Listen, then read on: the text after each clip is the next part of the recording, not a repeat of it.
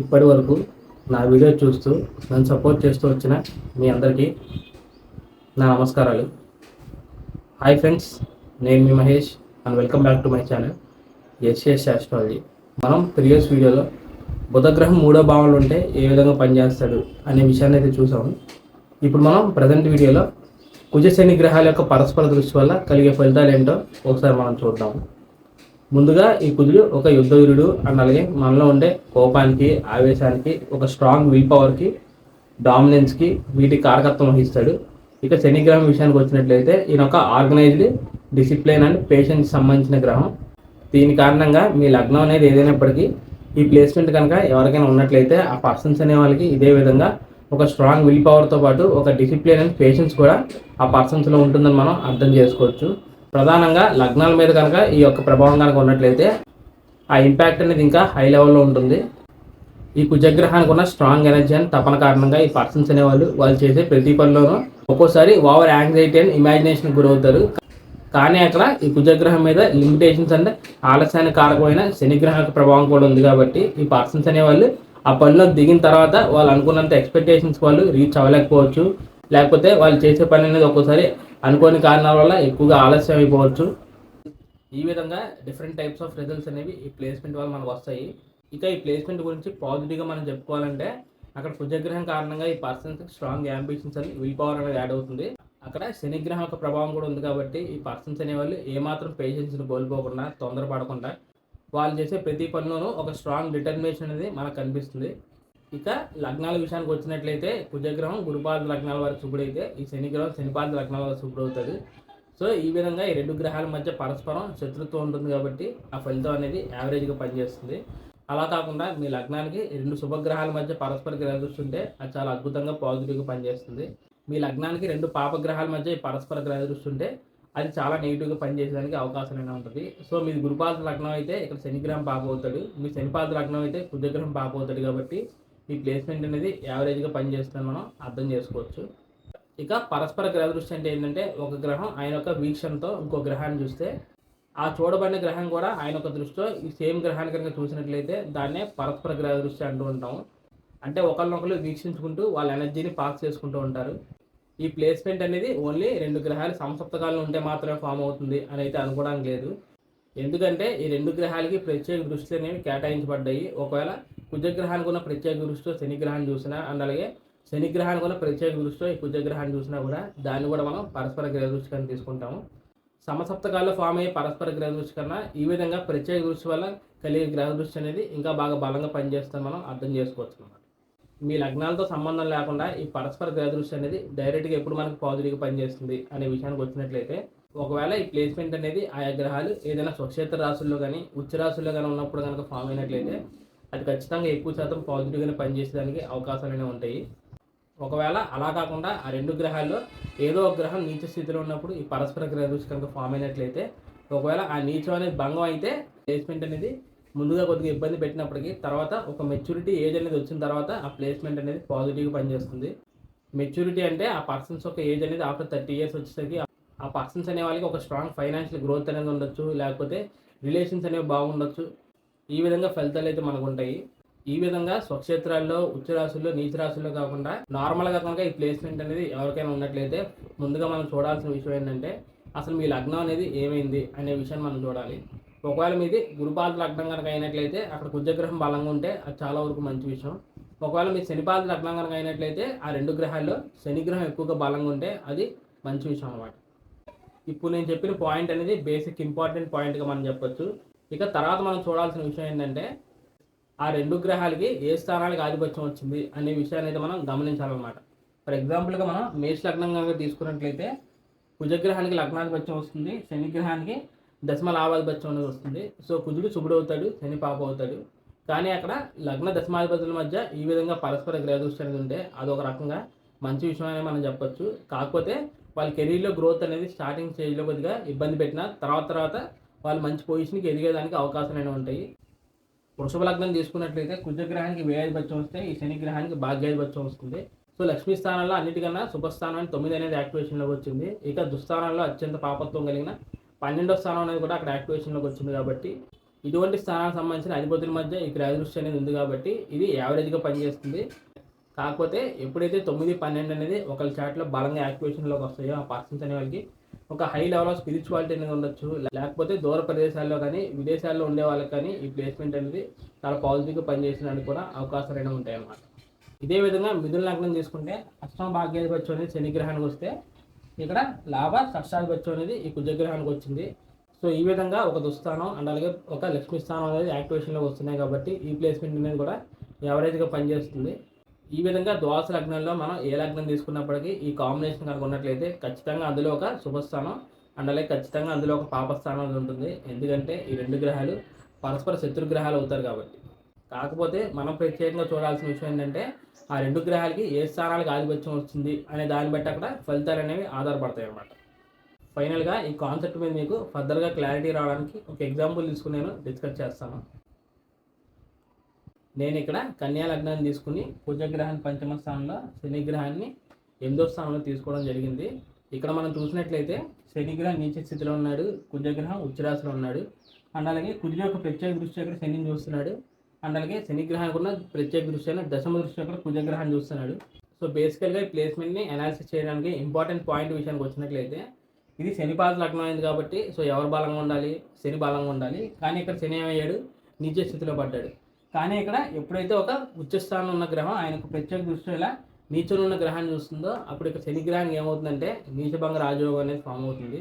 So అల్టిమేట్గా ఈ placement వల్ల ఈ పర్సన్స్ అనేవాళ్ళు వాళ్ళ ఎర్లీ స్టేజెస్ ఆఫ్ లైఫ్లో చాలా డిఫికల్టీస్ని ప్రాబ్లమ్స్ని ఫేస్ చేసినప్పటికీ వాళ్ళకు ఒక మెచ్యూరిటీ ఏజ్ అనేది వచ్చిన తర్వాత ఈ ప్లేస్మెంట్ అనేది చాలా బ్రహ్మాండంగా పనిచేస్తుంది. ఇక్కడ మనం చెప్పుకోవాల్సిన పాజిటివ్ పాయింట్స్ ఏంటంటే ఈ కన్యా లగ్నానికి అత్యంత పాపత్వం పొందిన కుజగ్రహం ఇక్కడ లక్ష్మీ స్థానంలో ఉచ్చ స్థితిలో ఉండి ఒక శుభగ్రహంగా మారాడు.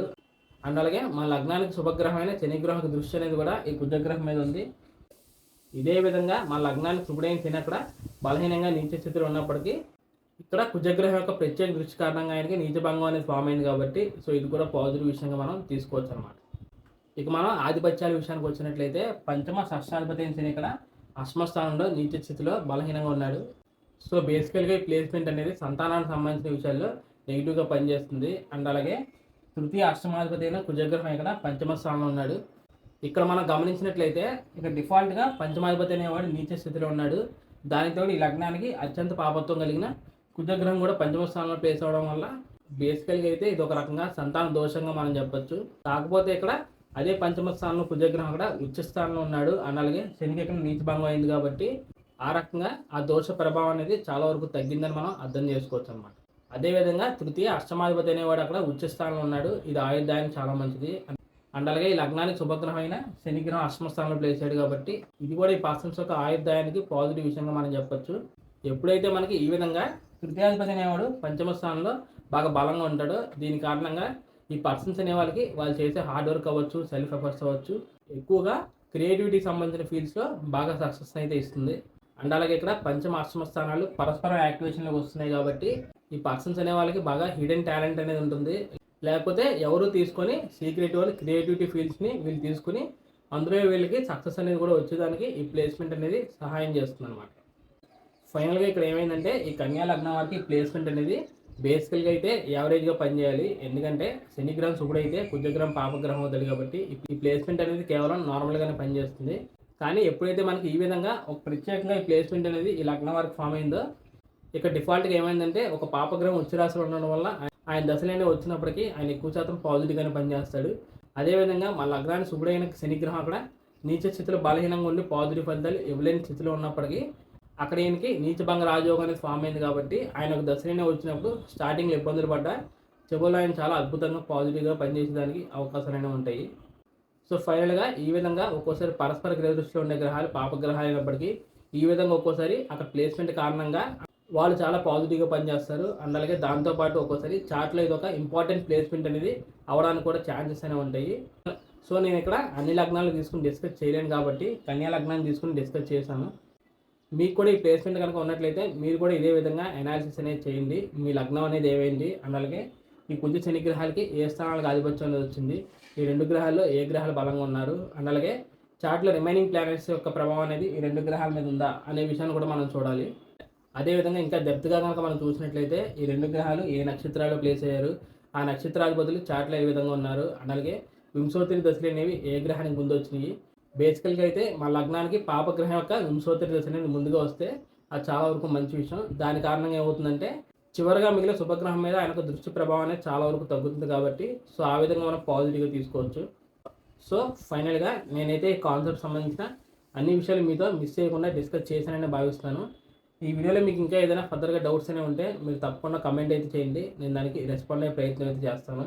So thank you friends, thank you for watching my video and thank you so much for your time. నా సైడ్ నుంచి చిన్న రిక్వెస్ట్ ఏంటంటే ఈ వీడియో నా కంటెంట్ అనేది మీకు ఇన్ఫర్మేటివ్గా నచ్చితే మాత్రమే ఈ వీడియోని లైక్ చేసి నా ఛానల్ సబ్స్క్రైబ్ చేసుకోండి. ఈ వీడియోలో మీరు పెట్టిన ప్రతి కామెంట్కి నేను నెక్స్ట్ వచ్చే అప్కమింగ్ వీడియోస్లో తప్పకుండా రిప్లై అయితే ఇస్తాను. సో కామెంట్స్కి రిప్లై ఇవ్వని వీడియో ఏంటంటే దశాంశ చార్ట్లో 5 రహస్యాలు తెలుసుకోండి అని ఒక వీడియో చేశాను. దాని కామెంట్స్ ఒకసారి ఏమొచ్చిందో చూద్దాం. ఎందుకంటే ఈ ప్రీవియస్ వీడియోస్కి ఆల్రెడీ రిప్లైస్ ఇవ్వడం జరిగింది. సో 2 కామెంట్స్ అయితే వచ్చినాయి. సో ఫస్ట్ కామెంట్ తీసుకుంటే ఓకే, D10 దశాంశ లగ్నం కన్యా లగ్నం. లగ్నంలో సాటర్న్ 2nd హౌస్, రవి 6th హౌస్, గురు, రాహు 8th house, 11th house Mars, 12th house బుధ అండ్ కేతు. I'm struggling in career remedies చెప్పగలరు. ఇచ్చిన ప్లేస్మెంట్ ప్రకారం చూసుకున్నట్లయితే దశాంశ లగ్నం కన్యా లగ్నం అయింది. లగ్నంలోనే సాటర్న్ ఉన్నాడు. సో ఎప్పుడైతే మనకి ఈ విధంగా లగ్నంలో సాటర్న్ ఉంటాడో ముందుగా వాళ్ళ కెరీర్లో బాగా స్ట్రగుల్కి గురవుతారు. ఎందుకంటే సాటర్న్ ఇచ్చే రిజల్ట్ అనేది ఆయన సంపూర్ణంగా ఇవ్వాలంటే చాలా డిలే అవుతుంది. సో ముందు పేషెన్స్తో మనం ఉండాలి. అలాగే ఇక్కడ ఇచ్చిన ప్లేస్మెంట్ ప్రకారం సూర్యుడు, కుజగ్రహాలు నీచ స్థితిలో ఉన్నారనమాట. ఎందుకంటే తులారాశిలో సూర్యుడు నీచపడ్డాడు, అక్కడ కర్కాటక రాశిలో కుజగ్రహం నీచపడ్డాడు. సో 2 రాజగ్రహాలు ఈ విధంగా దశాంశం నీచపడ్డం అనేది అంత మంచి విషయం అయితే కాదు. దీనివల్ల ఏంటంటే మీ కెరీర్లో రావాల్సిన ప్రమోషన్ కానీ లేకపోతే ఐడెంటిటీ అండ్ పవర్ అవ్వచ్చు, అథారిటీ అవ్వచ్చు, అవన్నీ రావడం చాలా కష్టంగా మారుతుంది. ఇంకా దీని గురించి ఫర్దర్గా స్టడీ చేయాలంటే D1 చార్ట్లో లగ్నం ఏమైంది అండ్ అలాగే అక్కడ ప్లానెట్ పొజిషన్స్ అనేవి ఎలా ఉన్నాయి అని మనం సంపూర్ణంగా అనాలిసిస్ చేయాలి. సో సెకండ్ కామెంట్ చూసుకున్నట్లయితే సూపర్ సార్ అని రెడ్డి గారు కామెంట్ చేశారు. థ్యాంక్ యూ రెడ్డి గారు.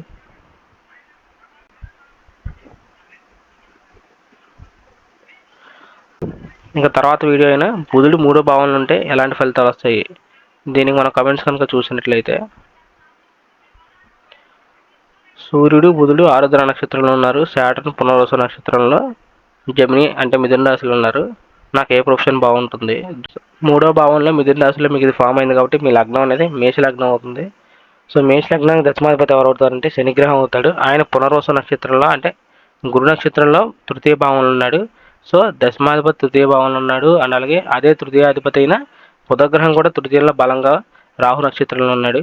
ఈ విధంగా మనకి 3వ 3యంలో స్వక్షేత్రంలో ఉంటూ దానితో దశమాధిపతి కూడా ఈ 3వ భావంలో ఉన్నాడు. కాబట్టి మీ ప్రొఫెషన్ అనేది ఏదైనా మీడియా రంగంలో కానీ, కమ్యూనికేషన్ రంగంలో కానీ, మార్కెటింగ్ రంగంలో కానీ అండ్ అలాగే మీరు జాబ్ ఆర్ బిజినెస్ అని అడిగారు. ఇంకా ఈ ప్లేస్మెంట్ వల్ల మీకు మంచి కమ్యూనికేషన్ అండ్ హార్డ్ వర్క్ చేసే టాలెంట్ అనేది ఉంటుంది. కాబట్టి సో మీరు జాబ్ చేసినా బాగానే ఉంటుంది. బిజినెస్ రంగాల్లో కూడా ఎక్కువగా రాణించే అవకాశాలు ఉంటాయి. కాకపోతే మనం టోటల్గా చార్ట్ అనాలిసిస్ చేయకుండా ఖచ్చితంగా ఫలితాలు చెప్పలేం కాబట్టి సో రిమైనింగ్ ప్లానెట్ పొజిషన్స్ని బట్టి మనం అనాలిసిస్ చేయాలి. దీంతో నా ప్రీవియస్ వీడియోలో ఉన్న కామెంట్స్కి రిప్లై ఇవ్వడం అయితే పూర్తయింది. ఇదే విధంగా నెక్స్ట్ వచ్చే అప్కమింగ్ వీడియోస్లో మీ కామెంట్స్కి రిప్లై అయితే ఇస్తాను. ఇక చివరిగా ఎవరికైనా పర్సనల్గా కన్సల్టేషన్ తీసుకోవాలి అనే ఉద్దేశం కనుక ఉన్నట్లయితే స్క్రీన్ మీద కనిపిస్తున్న నెంబర్కి వాట్సాప్ కాల్ చేయండి. నేను వచ్చే అప్కమింగ్ వీడియోస్లో మరిన్ని ఇంట్రెస్టింగ్ వీడియోస్తో మీ ముందుకు వస్తాను. అప్పటి వరకు bye friends, see you very soon and Jai Hind.